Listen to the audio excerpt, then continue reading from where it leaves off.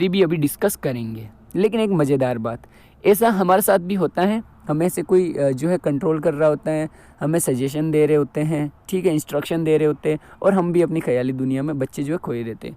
दो चीज़ का ध्यान रखना, एक तो आपसे पूछा जा सकता है, देखो यहाँ पे कहा है ना कि अमेंडा तुम्हें पता है ना तुम्हें चॉकलेट्स नहीं खाना चाहिए, ये देखो कि don't eat that chocolate Amanda, कि तुम जो है चॉकलेट मत खाओ अमेंडा, तुम्हें पता है ना तुम्हें एक्ने हो जाते हैं। तो आपको पता होना चाहिए कि अमेंडा की एज क्या हो सकती है। देखो चॉकलेट खाती हुई गर्ल्स कौन सी होती हैं, ऑलमोस्ट 9-10 ईयर्स ओल्ड जो गर्ल्स होती है। और इसी उम्र में क्या होता है, बच्चे जब ज़्यादा चॉकलेट्स वगैरह खाते हैं, ऑयली फूड खाते हैं, तो उनके फेस पे एक्ने होने लग जाते हैं। तो क्वेश्चन बन सकता है कि आपको क्या लगता है कि अमेंडा कितने वर्ष की होगी, तो वो ऑलमोस्ट 9-10 ईयर्स ओल्ड हो सकती है। पूछा जा सकता है आपको कैसे पता चलता है, तो ये जो लाइन मेंशन की गई है ना कि वो चॉकलेट खाती हुई बच्ची है और उसकी मम्मा उसको बताती है कि तुम्हें पता है ना तुम चॉकलेट खाती हो तो तुम्हें एक्ने हो जाते हैं, तो यहाँ से हम आइडेंटिफाई कर सकते हैं कि उसकी एज जो है ऑलमोस्ट 9-10 ईयर्स रही होगी। इसके बाद में एक क्वेश्चन पूछा जा सकता है कि इसको डांटने वाली कौन है ना, अमेंडा को ऐसे इंस्ट्रक्शन कौन दे रहे हैं। तो सीधी सी बात है, घरों में ऑलमोस्ट ऐसी मदर जो होती है, मम्मीज, वही ऐसा कुछ बच्चों को सुनाती रहती है। चलिए अब इसके बाद में हम मूव ऑन करते हैं इसकी समरी पे।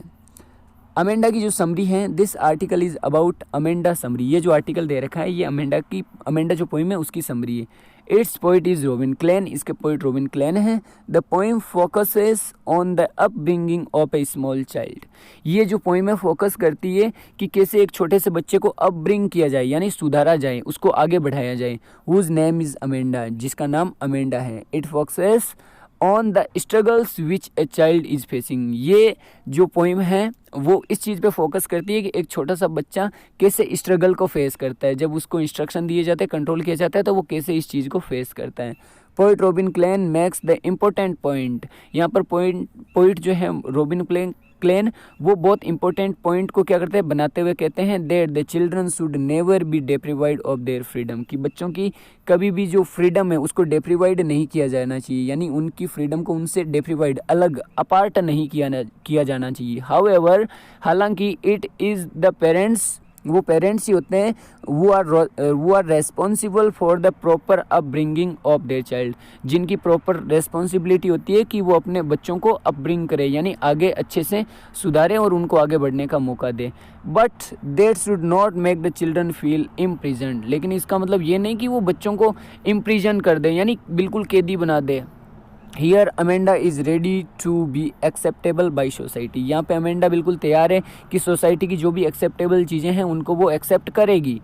And this training wants her freedom to be cut short, और यहाँ पे जो ट्रेनिंग उसको दी जा रही है वो ट्रेनिंग ये चाहती है कि उसकी फ्रीडम को शॉर्ट कट कर दिया जाए, यानी उसकी फ्रीडम छीन ली जाए। Her imagination is not given sufficient space, लेकिन उसकी जो इमेजिनेशन है उसको कौन रोक सकता है, उसको तो बिल्कुल सफिशिएंट स्पेस मिल जाता है।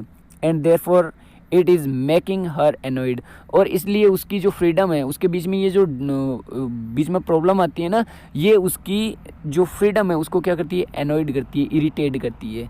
दिस एनोयंस, ये जो इरिटेशन है, making her desire even to be an orphan, उसको उसकी जो डिज़ायर शॉर्टकट होती है ना, तो उसको लगता है कि वो कोई अनाथ है, ऑर्फन है।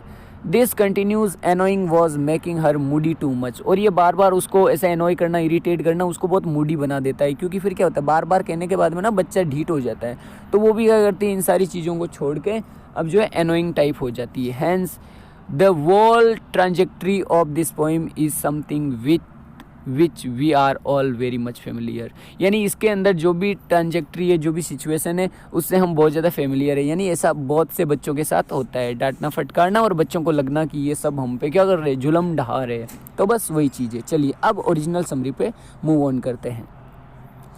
This poem expresses the state of a little girl mind who is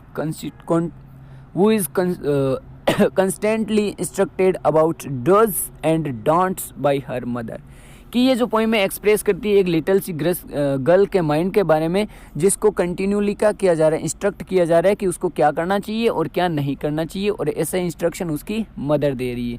the girl name Amanda, girl का नाम अमेंडा है, एंड हर मदर वो is irritating her for mistakes, और वो उसकी जो मदर है वो उसको इरिटेट कर रही है जो भी अमेंडा मिस्टेक्स करती है उनको लेकर। Her mother used to give instruction, उसकी मदर जो है उसको इंस्ट्रक्शन देती है, not to hunch her shoulders, कि वो अपने शोल्डर्स को हंच नहीं करे, है ना, ऊपर नीचे ना करे, and to sit up straight, और सीधी बैठी रहे।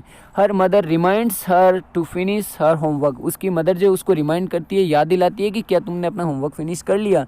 That little girl Amanda keeps dreaming about freedom of life in open, लेकिन वहीं पे अमेंडा क्या करती है, अपनी लाइफ की फ्रीडम के बारे में इमेजिनेशन करती रहती है।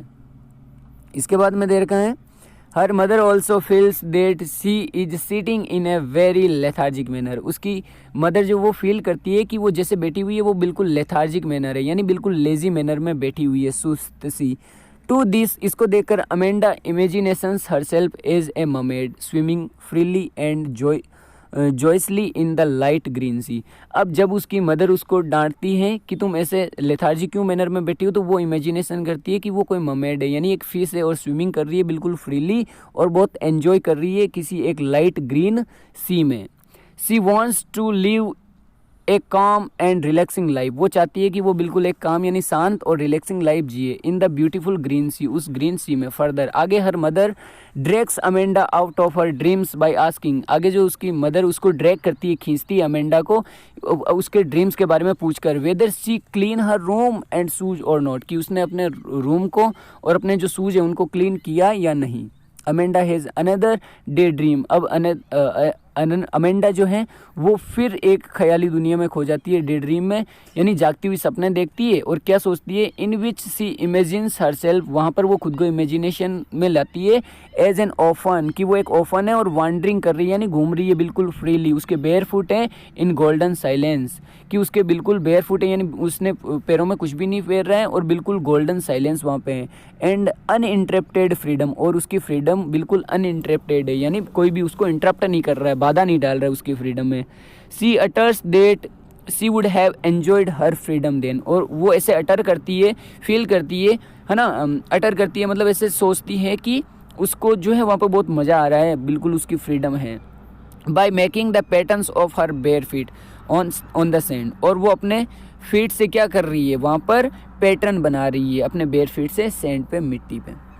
सी would live a peaceful life, वो बिल्कुल पीसफुल लाइफ जी रही है। Her mother's nagging complaints break her day dream, अब जो है उसकी मदर बार बार उसको कंप्लेंट्स कर रही है, नेगिंग कर रही है, स्कोल्ड कर रही है, डांट रही है, तो उसके डे ड्रीम को ब्रेक होना पड़ता है, यानी उसका सपना टूट जाता है, उसकी इमेजिनेशन आउट हो जाती है। The mother forbade Amanda not to eat chocolates, उसकी मदर जो है उसको मना करती है कि तुम्हें चॉकलेट्स नहीं खाना चाहिए, because of her acne and pimples, क्योंकि ऐसा करने से उसको पिंपल्स और एक्ने हो जाते हैं। सी ऑल्सो रिब्यूक, वो उसको बाद में फटकारती हैं, her for not looking at her while she is talking to her, कि अमेंडा तुम क्यों नहीं देख रही हो मेरी तरफ ध्यान क्यों नहीं दे रही हो, इसलिए वो डांटती है कि मैं जो बोल रही हूँ उस पर तुम ध्यान क्यों नहीं दे रही हो, तुम सुन क्यों नहीं रही हो। Amanda is enjoying another dream, Amanda जो उस टाइम दूसरा जो है ड्रीम वो एंजॉय कर रही होती है। That no she is fantasies herself as Rapunzel, वो उसको फैंटेसीज करती है, यानी एक झूठी मूठी दुनिया में खोई रहती है, उसको लगता है कि वो एक रेपेंजल है। रेपेंजल क्या है, a character from a fairy tale and wants to live like her in a huge tower peacefully, एक फेरी टेल है, वो चाहती है कि मैं भी उसके जैसी हूँ और एक ह्यूज यानी बड़े से टावर में पीसफुली रह रही हूँ। She dreams that she will never let down her hair from the tower like Rapunzel, वो यहाँ पे ये भी सोचती है कि मैं रेपेंजल की तरह अपने जो लॉन्ग हेयर है, गोल्डन से हेयर है, उनको कभी भी टावर से फेल डाउन नहीं करूँगी जैसे रेपेंजल करती है। इन द टावर में सी विल लिव एन अलोन, वो बिल्कुल अकेली है एंड पीसफुल लाइफ में रह रही है। She will never allow anyone to come to the tower, वो कभी भी किसी को अलाउड नहीं करेगी कि कोई टावर में आए। फाइनली लास्ट में क्या होता है, the mother forbids her for being Moody, उसकी मदर जो है उसको मना करती है कि तुम इतना मूडी मत बनो, बिकॉज सी, क्योंकि वह जो है doesn't want anyone to make her feel guilty, क्योंकि वो नहीं चाहती कि कोई भी गल्टी फील करे। That she is harassing her daughter, कि वो अपनी डॉटर को हैरेसिंग कर रही है, डांट रही है, फटकार रही है, परेशान कर रही है। एट दिस टाइम, इस समय, the poet has not written any response, इस समय अब जो कोई भी रेस्पॉन्स जो है वो पोइट ने नहीं लिखा है फ्रॉम अमेंडाज साइड, अमेंडा की साइड से। This contrast nagging has made her so upset. हो सकता है कि इस बार जो नेगिंग की गई है, स्कोल्डिंग की गई है उसके मदर के द्वारा, हो सकता है कि इस नेगिंग ने उसको बहुत ज़्यादा अपसेट कर दिया हो। That she has even stopped dreaming, और उसने अब जो है स्टॉप कर दिया ड्रीमिंग करना भी, of herself as someone else, खुद को किसी और रूप में, किसी और तरीके से, है ना, किसी और के रूप में, जैसे रेपेंजल है, मर्मेड है, तो ऐसे रूप में उसने खुद को इमेजिनेशन करना बंद कर दिया। She always tries this only in order to escape from the continuous harassment and dominance of her parents. वो क्या करती है, ऐसा केवल इसलिए करती है ताकि वो कंटिन्यू बचती रहे, एस्केप होती रहे जो भी हरेसमेंट और डोमिनेंस, यानी जो भी डोमिनेंस और हरेसमेंट किया जा रहा है उसके पेरेंट्स के द्वारा। ये है इसकी समरी। हमने एक्सप्लेनेशन देखा, समरी देखा। अब इस समरी और अमेंडा पोइम का जो कंक्लूजन निकलता है वो है this poem conveys the moral. ये पोइम जो है एक मोरल कन्वे करती है, मोरल्स बताती है, समझाती है। That children need to be allowed more freedom, कि बच्चों को बहुत ज़्यादा फ्रीडम दे देनी चाहिए। Excessive nagging may make them disobedient, ठीक है, क्योंकि एक्सेसिव नेगिंग यानी बहुत ज़्यादा नेगिंग करना, उनको डांटना, में मेक देम उनको बना सकती है डिसोबीडियंट, अवज्ञाकारी। एंड हेंस, और इसीलिए they make develop a type of dislike for real life. इसीलिए वो क्या होता है, रियल लाइफ में बिल्कुल डिसलाइक हो जाते हैं ना, नापसंद किए जाने वाले हो जाते हैं, बिल्कुल चिड़चिड़े हो जाते हैं और आगे नहीं बढ़ पाते हैं। तो ये थी हमारी समरी और ये थी हमारी पोइम अमेंडा। बिल्कुल मज़ेदार और हमसे जुड़ी हुई पोइम, यानी स्टूडेंट्स लाइफ से जुड़ी हुई पोइम, जिसको लिखा है रॉबिन क्लेन ने। इसकी हमने समरी एक्सप्लेन की, हमने इसका एक्सप्लेनेशन देखा। अब अमेंडा पोइम को अच्छे से आप समझो, इसकी राइम स्कीम को ध्यान रखो। ध्यान रखना इस पोइम में एक चीज़ जो बहुत ज़्यादा इंपॉर्टेंट है कि उसको डांटने वाली उसकी मदर है। दूसरी चीज़, वो 9-10 ईयर्स की गर्ल है। कैसे पता चलता है, क्योंकि उसको चॉकलेट्स खाने के लिए मना किया जाता है। इट मीन्स वो चॉकलेट्स खाने वाली 9-10 ईयर्स की गर्ल है और उसको एक्ने हो जाते हैं। मतलब ये सब 9-10 ईयर्स 11 ईयर्स इस टाइम ही होता है। तो ये हम कैसे पता कर पाते हैं, इन पोइम्स की लाइनों से हमें पता चलता है। तो चलिए इसी के साथ मिलेंगे नेक्स्ट पोइम में, तब तक बने रहिए केएलएक्स इंग्लिश क्लब के साथ।